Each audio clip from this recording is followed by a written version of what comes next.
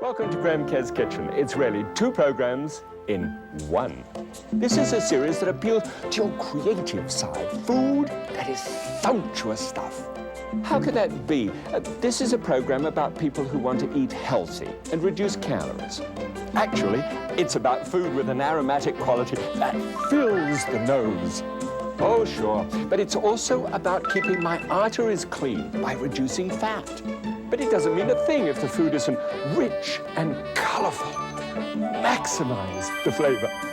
Okay, but I must have healthy food that I can cook in minutes. I must minimize the risk.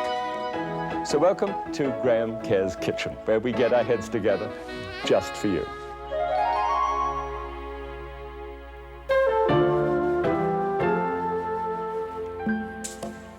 Hey, welcome back. Matter of fact, I'll tell you what, this is about 15 programs in one.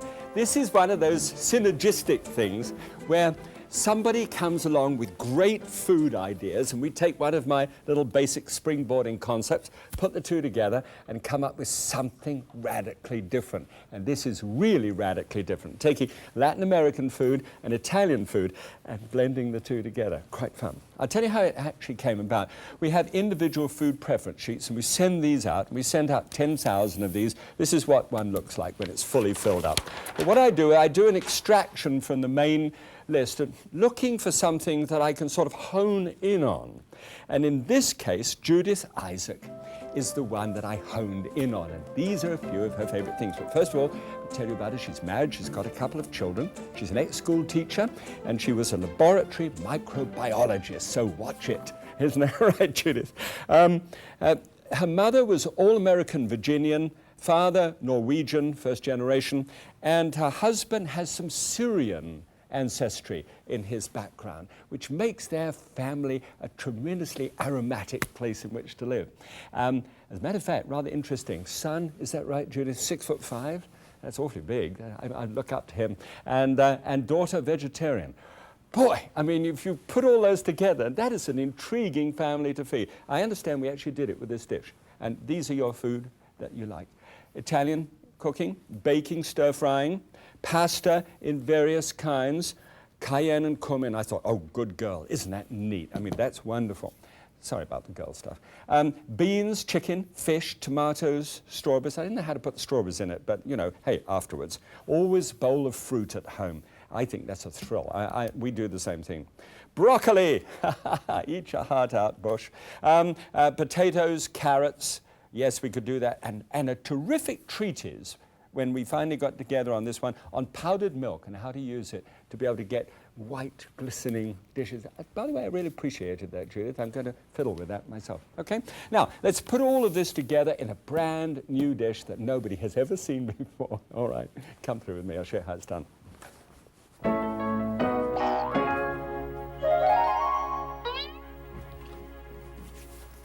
Okay, now first of all, the springboard. We're going to look at something quickly so that you could use that always, and you can use it with few of your favorite foods, you know, things that you really like yourself. Now look at this. This is about pasta. Now pasta can either be tortellini, which is like a navel, which you know, we'll leave alone, and a little bow tie, radiatori. This one holds a terrific amount of gravy when it's cooked. And these which we're going to use today, large shells. Now there are dozens of different shapes. But in the large shell one, these come in 4 of these shells would be to a portion, okay? And so we've got 4 4s to 16 of these. And you always, no matter what the pasta is, keep the water boiling vigorously first. Get a good deal of salt in it, so it goes out, well, a good deal, about a teaspoonful of salt, about that much. Drop them in. And whether it's tagliatelle or the special little shapes, whatever, disturb them a little bit. I like to say, ha! Like this. No, well, you know what I'm like. So they're disturbed, and you place the lid on the top, and then they come to the boil quickly. From the moment that it comes back to the boil, you time it. About 10 minutes for these to get them ready to be cooked in a baking fashion. You'll understand that a bit better later on. But about 11 to 12 minutes, basically, for most of those. All right, now, when it's actually cooked, and these are cooked here, then immediately, and set it on a timer, so bring like this, and you're ready, then pour out the water, and the pasta and drain it. Never, never rinse it. You might have heard sometime rinse it or put it in ice cold water. I used to say that once upon a time. Bad boy.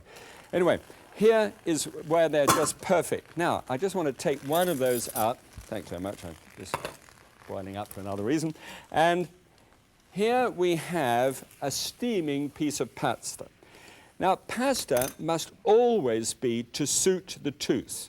When you've actually got it done here, put it into your mouth, and let the teeth just come down on top of it. If it resists just slightly, that's al dente, means to suit the tooth. Perfect.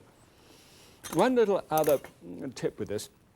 Here is the amount of oil that is customarily used in good Italian dishes for 4 people. Now that's 800 calories worth of oil, about 13 grams of fat per head. Now, an alternative to that could be this, which is a little stock with some arrowroot in it. Finely made stock, little drop of arrowroot. And if you'll notice, you get exactly the same amount of glycerin to that pasta as you do from the oil. So the question is, the appearance is the same, and you've even got a different flavor.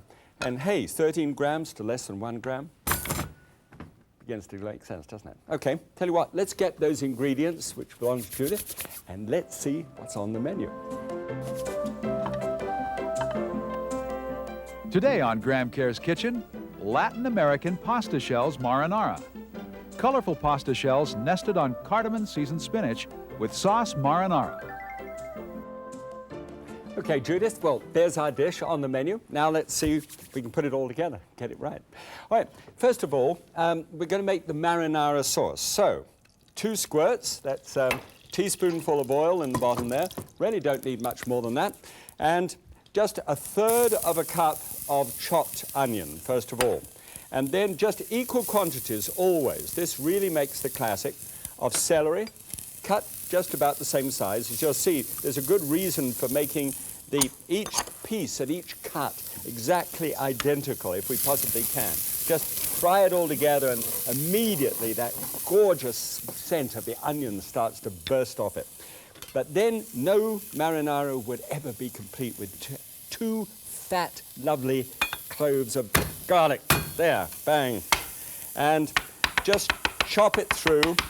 And always, please, always, just make it a little rule in your life.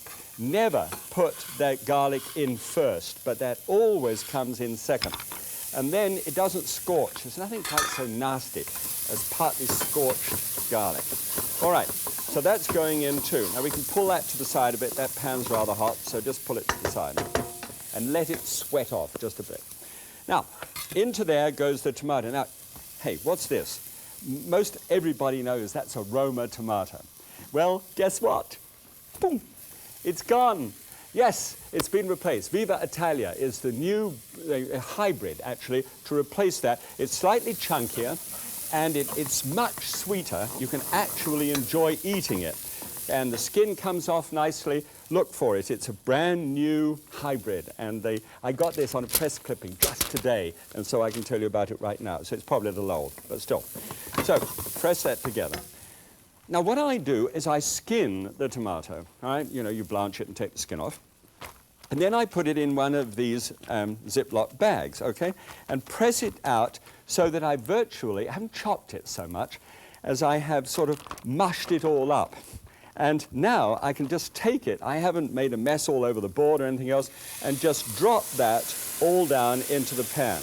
Now, it really works well this way. If you don't want to fiddle around with the skin, I suppose you can get the ones already done in a can, but there's something gorgeous about dealing with fresh food. So place that on there. Get all the little pieces down from around the outside, stir it all in. And now's the time for that incomparable of all herbs in a marinara. The oregano, if you will, but oregano for me, that's the way I talk. And this little fella here, now this is vulgare hirtum, H-I-R-T-U-M. You remember that? You know, don't be vulgar and tread on your herbs or you'll hurt 'em, all right? Hurt 'em. And if you can remember that, ask for that. It actually blossoms in a little white blossom. Take 3 hanks of that stuff, about that much there, or you know, you can use the dried stuff if you must, and just lay that in on the top. It has a pungent, wonderful smell. Oregano means oros ganos, which means the oil of the mountains, or the joy of the mountains. And it's really delicious. So press that into the top, a little bit of salt, about 1/8 of a teaspoonful of salt over the top, and some freshly ground black pepper, always much better than opening a little tin. And it's done. Put the lid on the top, dial it back so that it's just barely simmering, and you know what you got? This. Just after 15 minutes, it looks exactly like that one. Now, just take this and with a sieve, clean out the pot, just drop it in there like so. And now this, I've been dying to show you this one. Does this look like a sock darner? Do you remember in the old days when people used to darn socks? I asked Trina a little while ago if she darned my socks. She said she doesn't give a darn. And so you just put this into the sock like this, and then you darn it. Now, that sounds insanitary. This hasn't been used for socks. But this is for this purpose. You dive it underneath, and look at this. It sinks into the sauce, and then you can either press it hard and get it all through for a sieved sauce, which, by the way, doesn't work as well with a food processor because it gets all the fibers in as well. Or in this case, I just want to be able to get the sauce through into the bottom and to be able to have this mush in the top. I'll show you what we do with that in just a moment. Okay, right. Now, here is the refried bean. This is the Latin American part of the whole thing. And this is where it gets really exciting. Never grab a hold of the top. 1, 2, just like that. Just 2 little spurts of oil into the bottom. And then you can take this, which is 4 ounces of finely chopped onion. All right? And they go in on top of the oil. And then this one, have you seen this one, by the way? This is a shiitake mushroom. It's a funny sounding name, but it's got a leathery dark brown top and nice white on inside. And it has a lovely flavor to it. A little bit more expensive than ordinary mushrooms, but they're being cultivated now. 4 ounces of those. Put those on the top. You know why I like them? They've got a kind of slippery, oh, that's not the right word, smooth, delicate, luscious mouthfeel to them. And those can help the beans to feel as if they've got a whole bunch of fat in them when they really don't. Just 1 teaspoonful. All right, so we just get those frying for about 5 minutes on there. And then over here. Now, these are white beans. Now, for convenience sake, I got a can of white beans which are low sodium and have taken out 1 cup of those. And I've got another cup separated over there. And this is the juice that comes from the can of beans. So put it on the top. If you're a purist, you can do your own beans. It takes rather a long time, but you can, you know, put them in a pressure cooker as well if you want to do it that way. Okay, let's run it. Now this takes about 30 seconds because they're already cooked. And what we're doing is we're getting it up to that kind of refried bean feeling about it. Quite smooth and lovely mouthfeel, you know, to it.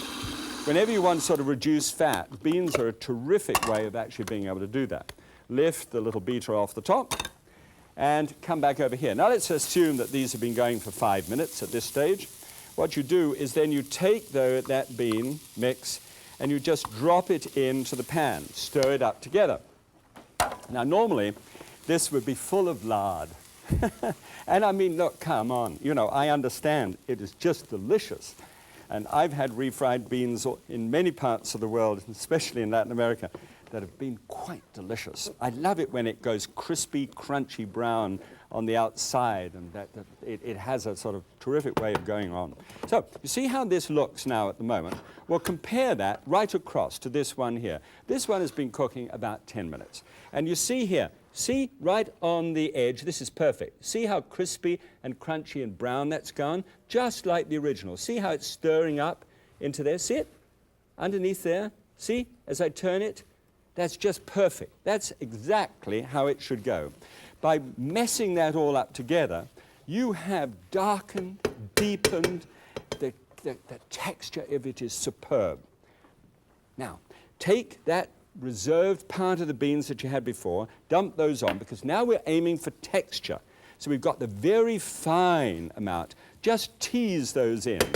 Then, the marinara sauce and the stuff which ordinarily would be thrown away perhaps, is now dumped on the top.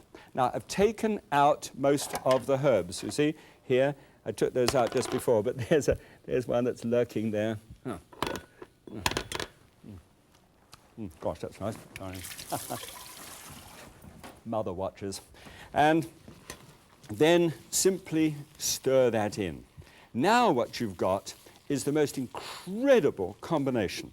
This is literally Latin America and Italy combining in one pot. Little bit of cayenne pepper, just to give it a touch of the old Creole torpedo. And then 1/4 teaspoonful full of ground cumin. Cumin is a marvelous herb, spice if you will, to put where you've got beans. There's something peculiar and wonderful about that. It smells delicious. Now that's the filling for the pasta shells.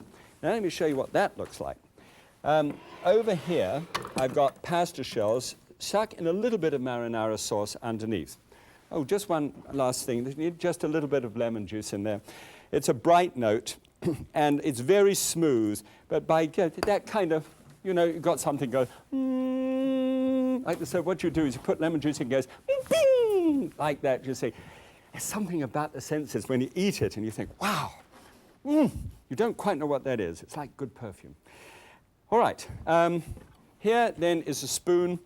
Here is the pasta shell opened up, the one that was cooked for that period of time. We just stir in the lemon juice and then just drop that into the middle. So you've stuffed that now with the refried beans and that marinara, and you pop that down. I put a little marinara sauce on the bottom first of all. You should put the sauce in first, but I didn't want to spend all day doing that. And then put the rest of that sauce over the top, see, so that it comes up about half full and you're drenching them back and forth. Good. Take a piece of foil, and we always put the foil dull side up so it doesn't upset you. I mean, look. I look as if I've been lost at sea and looking for an airplane. So you just put that over the top, 350 degrees Fahrenheit, bung it in the oven, 180 degrees centigrade. You might wonder why I always do it at that temperature, because I can remember it's 180 degrees centigrade. And actually it doesn't, it's good temperature. Then take out the one which has been done, and half an hour is as long as it needs to be, as you rustle the family together. Hot plates, please. And now, just before we start this up, I need to, oh no, that's that one. You'd think I'd get used to which dial to dial, wouldn't you, by now? Let me see how hot that is. That's okay. I want to put some lemon juice on top of just 2 tablespoonsful of lemon juice and, over spinach, all right? And then, when it's damp, half a teaspoonful of cardamom. How about that? That's if you go to an Indian restaurant, they'll give you that as a breath mint when you leave, and little cardamom seeds. Really terrific stuff. Now, you simply take this and you lift it up and drop it down into that skillet with tall shoulders. I put my stack of steam on the top, and so that just manages to wilt that a little bit as you rip the top off here and get down to serving it. This is great, you know. This is so how do you stay slim? Aerobic. And this is doing dishes like this. All right, now, I've got that just about ready to do, but I can't get it out until it's steam. I've got, oh, I tell you what, look, just when I said, just steam, oh, look, just one tap and it did it. Look at this. And when you lift the lid, you will smell how wonderful that is. Now, I can't use all of it all at once, but I just want one good, oh, the cardamom and the lemon is just whizzing up from that. It's fabulous. Put a nice hank of this onto the plate, and then take each of these and just lay those right on top. 1, 2, Have you never noticed when you go to a restaurant, everything is so delicately done, they can't be in a rush. And then a tablespoonful of the Parmesan cheese over the top. And if you can fiddle around then underneath here, this sauce will cook right down, but you can put a good drop of the sauce in the middle there, just to sort of cover it up like the spokes of a wheel. How about that? Absolutely nothing to it, really.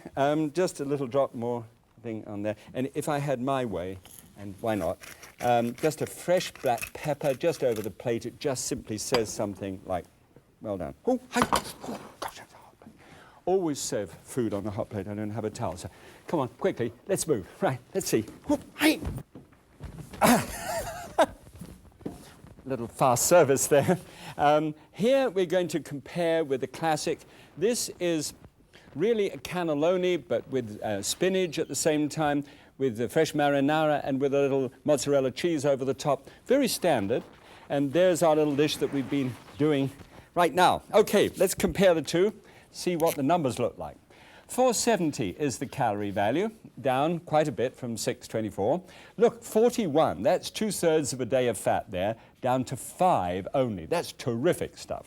Saturated fat was 22 in this one, is now down to 1. That's the cheese in it. Calories from fat, 59%, down to only 10%. That's possibility there for reversal from a heart problem. I mean, this is good stuff. Cholesterol, 183, down to 2. Whoopee! Sodium, 1190, down to 485, which is good stuff, and carbohydrate is at 87. I like those numbers. Those are fun numbers. Well done. That's to the computer. And now, squash one. It's plump and says all kinds of nice things. Well,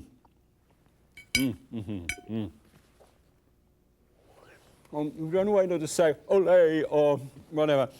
I mean, there's such a mixture of nationalities there. And it tingles, and the cardamom and the spinach really got to have a go at this one.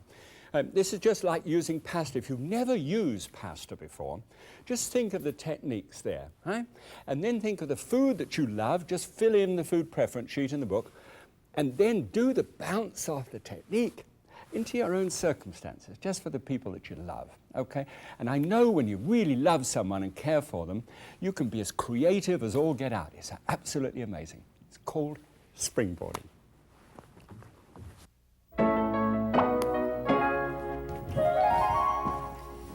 Now, let's assume for a moment that you're really busy, all right? And that you've come home and you've had one of those kind of days. You dropped by the store and you got some angel hair pasta because you've heard about it from me or you knew about it. I have a sneaking suspicion that angel's hair is a little bit finer than this one. But you take a whole package like this. Water is vigorously boiling. You've got about 1/8 of a teaspoonful of salt in that, or perhaps even more. And you just drop that in and you start timing it the moment that it actually hits the water. Okay, so it hits the water there, and guess what?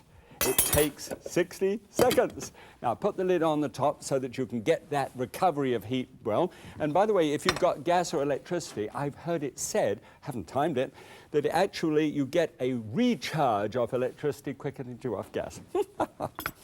Keep those letters and cards rolling in. Now, what you do is you make twice the amount of the marinara sauce, or even 3 times or 4 times if you like. Put it into a little package like this, date it, you know, make sure that it's got its name on it. Take it out, it's got all the vegetables in it, put it into the pot and heat this up. It doesn't take more than 2 or 3 minutes, and this is only going to be taking a minute. The moment that it comes up to the boil, lift the lid off because you don't want pasta water all over the stove. And then get ready a lovely crusty loaf of bread, Italian bread, it's just delicious. And then some, just a great fresh salad and a good vinaigrette there. And really? 60 seconds already? Oh, my goodness, you couldn't wish for better than that, could you? Just saving it from boiling over. And then take this pasta and pour it into the colander like we did before, with a bowl underneath it. Look, it's alive, look. Anyway, just simply sieve it like that, never rinse it. The pasta is ready in only 1 minute. And you have heated up the bowl which you intend to serve it in at the same time. Now you may have a beautiful looking bowl.